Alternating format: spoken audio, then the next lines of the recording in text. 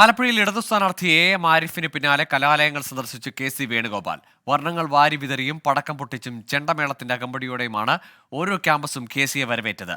വിദ്യാർത്ഥികൾക്കൊപ്പമുള്ള നിമിഷങ്ങൾ തന്നെ പഴയ ക്യാമ്പസ് ദിനങ്ങളിലേക്ക് കൂട്ടിക്കൊണ്ടുപോയെന്ന് കെ.സി. വേണുഗോപാൽ.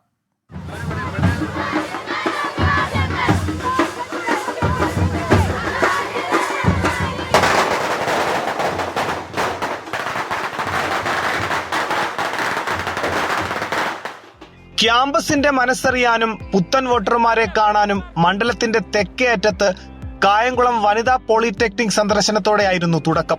പിന്നീട് Kayamkulam MSM college, Harippad TKMM കോളേജിൽ ചെണ്ടമേളത്തിന്റെ അകമ്പടിയോടെയായിരുന്നു കെ.സിയെ വരവേറ്റത്.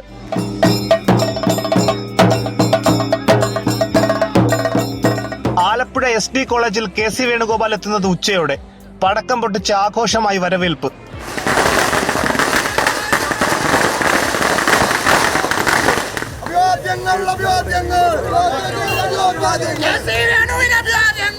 പിന്നെ ക്യാമ്പസിന്റെ ഓരോ മുക്കും മൂലയിലും എത്തി വോട്ടഭ്യർത്ഥന. ഇടയ്ക്ക് അധ്യാപകരും എത്തി. കോളേജിലെ KSU യൂണിറ്റ് കമ്മിറ്റി ഏർപ്പെടുത്തിയ ഹോളി ആഘോഷത്തിലും കെ.സി. പങ്കാളിയായി. പ്രവർത്തകർ വർണ്ണങ്ങളിൽ കെ.സിയെ പൊതിഞ്ഞു.